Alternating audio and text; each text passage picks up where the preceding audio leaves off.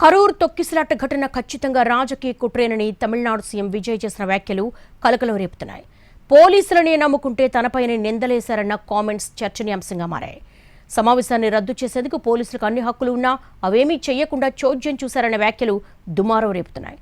కరూర్ తొక్కిసలాట బాధితుల సమావేశంలో ఎమోషనల్గా మాట్లాడారు సీఎం విజయ్. సీఎం హోదాలో తొలిసారి కరూర్లో పర్యటించారు విజయ్.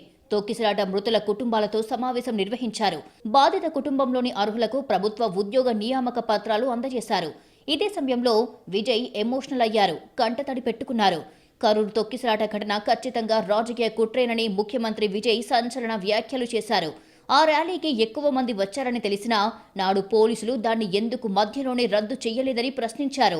తాను పోలీసులను నమ్మితే మరణాలకు తననే నిందించారని ఆవేదన వ్యక్తం చేశారు. ఒక మనిషి ఉన్నత శిఖరాలను అధిరోహించినా సరే తన జీవితంలో ఎక్కడో ఓ చోట బాధాకరమైన క్షణాలను ఎదుర్కోక తప్పదన్నారు. తన రాజకీయ ప్రయాణంలో కరూర్ ఘటన అలాంటిది అన్నారు. ఆ తొక్కిసలాటలో ఎంతో మంది తల్లులు తమ బిడ్డలను కోల్పోయారని, దీనికి బాధ్యులు ఎవరు అని ప్రశ్నించారు. நாமக்கல் அந்த மீட்டிங் முடிச்சுட்டு கரூர் வரும்போது அந்த கரூர் போலீஸ் எங்களை அலர்ட் பண்ணியிருக்கலாம்ல. இல்லை சார், இங்கே எதிர்பார்த்ததை விட கொஞ்சம் கூட்டம் அதிகமாக இருக்குது, கண்ட்ரோல் பண்ண முடியல, வராதிங்க. அண்ட் போலீஸ் நினச்சா அவங்க அந்த மீட்டிங்கே கேன்சல் பண்ணலாம். ஏதோ தப்பாக இருக்குது, ஏதோ தப்பாக தோணுது அப்படின்னு நினச்சிட்டாலே they have all the rights to cancel the meeting. எங்ககிட்ட கேட்கணும்லாம் ஒன்றும் அவசியமே கிடையாது.